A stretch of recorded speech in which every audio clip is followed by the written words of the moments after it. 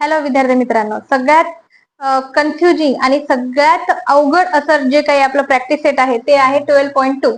सगळ्या विद्यार्थ्यांना असं वाटतं की हे जे काही प्रॅक्टिस सेट आहे ते सगळे वर्ड प्रॉब्लेम आहेत, खूप अवघड आहेत, आम्हाला ते समजणार नाहीत. तर हे जे काही वर्ड प्रॉब्लेम आहे ते अतिशय सोप्या पद्धतीने इक्वेशन तयार करून कसे तुम्हाला समजतील आणि इक्वेशन तयार करून कसे तुम्हाला सॉल्व्ह करता येतील हे अगदी सोप्या पद्धतीने मी सांगणार आहे.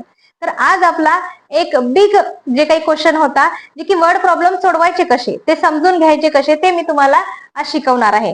तर मी आज फक्त तुम्हाला दोनच प्रॉब्लेम घेणार आहे. त्या दोन प्रॉब्लेम पैकी पहिला 12.2 मधला पहिला एक प्रॉब्लेम आणि दुसरा एक प्रॉब्लेम हा वाचायचा कसा, समजून कसा घ्यायचा आणि तो इक्वेशन तयार करून सॉल्व्ह कसा करायचा.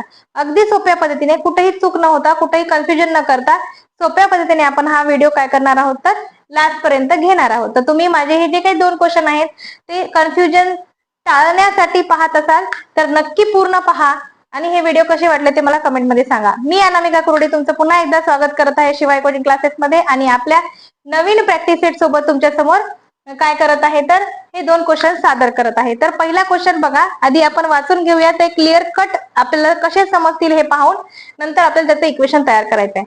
तर पहिला जो काही क्वेश्चन आहे तो क्वेश्चन खूप इझी आहे, पण पहिले असं वाटतं की इक्वेशन तयार कसे करायचे, कशा पद्धतीने आपण तो इक्वेशन तयार करून सॉल्व्ह करत आहोत.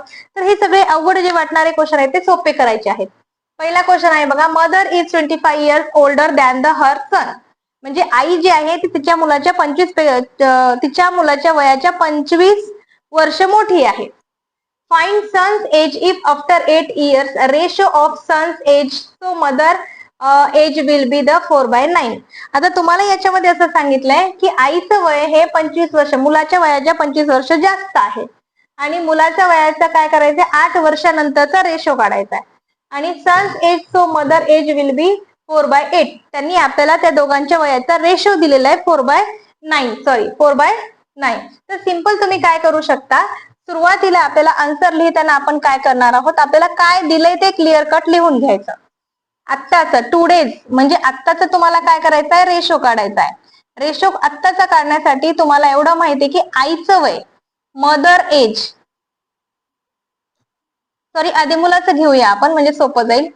सन्स एज किती आहे माहित नाही, सन्स एज आपल्याला माहित नाही. सपोज आपण एक्स घेतला, लेट बी एक्स पकडला, त्याच्यामध्ये आईचं वय किती आहे, मुलाच्या वयाच्या 25 वर्ष जास्त आहे म्हणजे एक्स प्लस 25 घ्यायचं. याच्यानंतर आपल्याला 8 वर्षानंतर आफ्टर 8 इयर्स काढायचंय. आफ्टर 8 इयर्स 8 वर्षानंतर मुलाचं वय किती होणार आहे, मुलाचं वय होणार आहे एक्स प्लस 8, बरोबर आहे, 8 वर्षानंतर. आणि जे आईचं वय होणार आहे ते आईचं वय काय होणार आहे, आईचं आधीच आत्ताचं म्हणजे काय होतं वय, प्रिव्हियस, टुडेज नाही म्हणता येणार त्याला, प्रिव्हियस इयर म्हणता येणार, प्रिव्हियस म्हणजे आधीचं वय सांगितलंय त्यांनी. मग आधीचं वय किती होतं, एक्स प्लस 25 होतं, एक्स प्लस 25. त्याच्यामध्ये जर आपण 8 वर्ष जर ऍड केले तर काय होणार आहे, is equal to x plus 33. म्हणजेच काय, तर आईचं वय किती झालं, एक्स प्लस 33, हे आफ्टर 8 इयर्स. आणि आपल्याला त्यांनी दोघांचं काय दिलेलं आहे, रेशो दिलेला आहे. मग रेशो दिलाय म्हणजे आपल्याला काय करायचं, ते फ्रॅक्शन मध्ये घ्यायचंय. मग आता खरं काय होणार आहे, इक्वेशन चालू होणार आहे, एक्स प्लस 8 एक्स प्लस 33 आणि त्यांनी दिलेला जो रेशो आहे दोघांच्या वयाचा 4/9. हे एक्झॅक्ट इक्वेशन आपलं तयार झालंय. हे एक्झॅक्ट इक्वेशन तयार झाल्यानंतर आपल्याला ते सॉल्व्ह करता येतं. हे कसे इक्वेशन सॉल्व्ह करायचे ते आपण 12.1 मध्ये बघितलेलं आहे, तुम्ही माझे मागचे व्हिडिओ पाहू शकता. तर इक्वेशन तयार करणं हे खूप महत्वाचं आहे. सुरुवातीला ते क्वेश्चन समजून तुम्ही काय करायचं, इक्वेशन तयार करायला शिका. तर आपण काय केलं की आपल्याला इक्वेशन मध्ये काय दिलंय, आपल्याला क्वेश्चन मध्ये काय दिलंय हे घेतलं लक्षात आणि मुलाचं वय एक्स पकडलं, त्याच्या आईचं वय मुलापेक्षा 25 वर्ष जास्त आहे म्हणजे एक्स प्लस 25 झालं. हे आधीचं आफ्टर 8 इयर्स नंतर मुलाचं वय जर आधी 8 वर्ष एक्स असेल तर 8 वर्षानंतर काय होणार आहे, एक्स प्लस 8 होणार आहे. आणि त्याच्या आईचं वय किती होतं, एक्स प्लस 25 होतं, तर त्याच्यामध्ये जर 8 मिसळले तर एक्स प्लस 33 होते. आणि त्या दोघांचा रेशो त्यांनी फ्रॅक्शन मध्ये दिलाय म्हणून आपण हे जे काही दोन्ही जे आलेले आपले छोटे छोटे इक्वेशन्स आहेत ते इक्वेशन्स आपण फ्रॅक्शन मध्ये घेतले. इक्वेशन तयार झालं, x plus 8 divided by x plus 33 is equal to 4/9. करा क्रॉस मल्टिप्लिकेशन.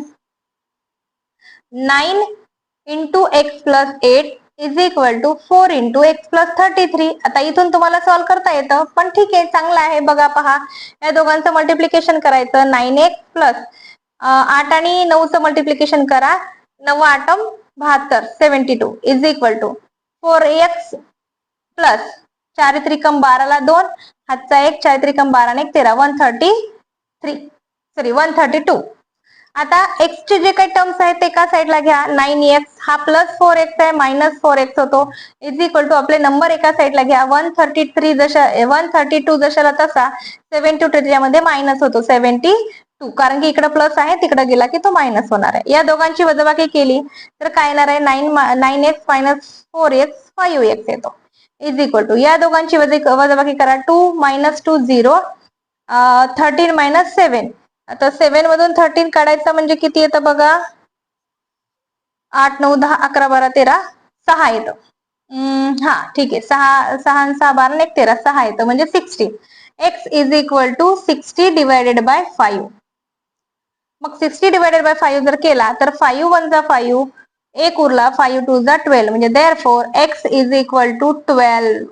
आपलं उत्तर काय आलंय? 12. आणि आपल्याला माहिती आहे x काय आहे? x आहे आपल्या मुलाचं एज. बरोबर आहे, मुलाचं एज. त्यांनी आपल्याला काय सांगितलं होतं बघा? आपल्याला त्यांनी मुलाचं एज काढायला सांगितलं होतं, ते आपण एज काय केलेलं आहे? काढलेलं आहे. Therefore son's age is 12 years old. Sons is 12 years old. 12 years old. अशा पद्धतीने आपल्याला आपल्या मुलाचं वय काय निघालंय? त्या मुलाचं वय काढायचं आहे तर find son's age after 8 years काढायला सांगितलं होतं. आपल्याला निघाले की 12 वर्षानंतर त्याचं वय किती होणार? 8 वर्षानंतर त्याचं वय किती होणार आहे? 12 होणार आहे. क्वेश्चन नंबर 2 सॉल्व्ह करायचा. क्वेश्चन नंबर 2 सॉल्व्ह करण्यासाठी पहा, the denominator of a fraction is greater than its numerator by 12 if the numerator is decreased by 2 and denominator is increased by 7. The new fraction is equivalent with 1/2. Find the fraction. आपल्याला fraction तयार करायचं आहे. Fraction तयार करताना त्यांनी असं सांगितलंय आपल्याला की denominator of a fraction is greater than it's numerator. Numerator आणि डिनॉमिनेटर जो आहे त्याच्यामध्ये जो डिनॉमिनेटर आहे तो न्यूमरेटर पेक्षा 12 ने मोठा आहे. आणि आपल्याला परत त्यांनी एक कंडिशन दिली की न्यूमरेटर इज डिक्रीज्ड बाय 2. जेव्हा न्यूमरेटर हा काय होणार आहे? 2 नी कमी होणार आहे, तेव्हा डिनॉमिनेटर हा 7 नी वाढणार आहे. त्या दोघांचा आधीचा इक्विव्हॅलंट फ्रॅक्शन दिलाय 1/2 आणि आपल्याला नवीन फ्रॅक्शन काढायचं आहे. तर अशा वेळेस तुम्ही काय करणार? आन्सर लिहिताना पहा, आन्सर लिहिताना तुम्ही काय करायचं? ओल्ड फ्रॅक्शन लिहा, ओल्ड फ्रॅक्शन आणि नंतर न्यू फ्रॅक्शन.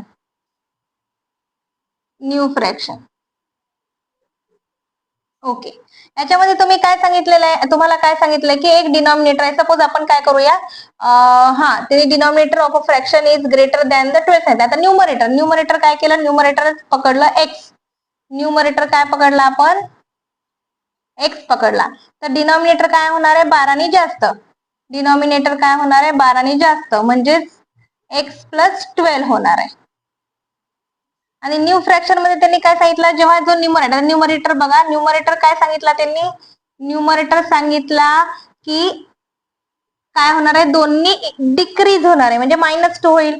आणि डिनॉमिनेटर काय सांगितला की 7 नी वाढणार आहे. डिनॉमिनेटर काय सांगितला? 7 नी वाढणार आहे, म्हणजे एक्स प्लस 12 प्लस 7, कारण की 7 नी वाढत आहे. तो 7 नी काय झालाय? वाढलाय. त्याच्यामुळं ओके, दिसत नाहीये का? हा, इज इक्वल टू, इथं इज इक्वल टू काय? X plus 12 plus 7. 7 नी काय झालेला आहे? वाढलेला आहे. मग यालाच आपण असं लिहू शकतो, एक्स प्लस 19. हा आपला डिनॉमिनेटर निघाला, नवीन आणि जुना, म्हणजे ओल्ड हा फ्रॅक्शन आणि हा न्यू फ्रॅक्शन. आणि त्यांनी सांगितलं की या दोघांचं इक्विव्हॅलंट फ्रॅक्शन आहे 1/2. मग फ्रॅक्शन आहे, त्याच्यामुळे मग फ्रॅक्शन मध्ये काय लिहिणार आहे? X minus 2 divided by x plus 19 is equal to 1/2. हा आपला काय झालेला? ऍक्च्युअल इक्वेशन तयार झालं. याला आपल्याला सॉल्व्ह करता येते. क्रॉस मल्टिप्लिकेशन करा. 2 into x minus 2 is equal to 1 into x plus 19. Okay, 2 into x, 2x minus 2 into 2, 4 is equal to x plus 19. आता काय करायचं, x एका साईडला घ्या, 2x मायनस x प्लस होता म्हणून तो मायनस झाला, इज इक्वल टू 19, हा मायनस आहे म्हणून तो प्लस होणार, 4 प्लस म्हणजे 19 प्लस 4. 2x मधून x गेला, x राहिला, इज इक्वल टू या दोघांची बेरीज केली, 19 प्लस काय केलेलं आहे, 19 प्लस 4 म्हणजे किती झालं, 9 आणि 4 13. 13 ला 3 हात 23 म्हणजे x आपला काय झाला 23 आला. आपल्याला फ्रॅक्शन काढायचं, देअरफॉर न्यू फ्रॅक्शन. फ्रॅक्शन कसं काढणार मग आपण, न्यू फ्रॅक्शन, न्यूमरेटर काय होता आपला x होता, मग x आला 23 आणि आपला डिनॉमिनेटर काय आहे x प्लस 12 आहे, याच्यामध्ये 12 मिसळा, म्हणजेच काय करा x प्लस 12 म्हणजे 23 प्लस 12, म्हणजेच आपण काय करणार 23 डिवायडेड बाय 3 आणि 2 5, 2 आणि 1 3 म्हणजे 35, म्हणजे आपला जो काही न्यू फ्रॅक्शन आहे तो 23 डिवायडेड बाय 35 असा आलेला आहे. अशा पद्धतीने आपण दोन्हीही क्वेश्चन्स काय केलेले आहेत, पूर्णपणे सॉल्व्ह केलेले आहेत. आणि या दोन्ही क्वेश्चन मध्ये जर तुम्हाला काही डाऊट असेल तर तुम्ही मला कमेंटमध्ये सांगू शकता. अशाच पद्धतीने आणखीन या प्रॅक्टिस सेट मधले जे काही वेगळे वेगळे गणित असणार आहेत, वेगवेगळे प्रॉब्लेम्स असणार आहेत, ते आपण स्टेप बाय स्टेप पुढच्या व्हिडिओमध्ये पाहणार आहोत. आजच्या व्हिडिओ पुरते हे दोन्ही प्रॅक्टिस सेट अगदी सोप्या पद्धतीने तुम्हाला समजून सांगण्यात आलेले आहेत. पहिल्यामध्ये सुद्धा आणि दुसऱ्यामध्ये सुद्धा काही डाऊट असेल तर तुम्ही सांगा. असेच आणखीन व्हिडिओ पाहण्यासाठी माझ्या चॅनलला सबस्क्राईब करा, लाईक करा आणि बेल आयकॉनला प्रेस करा.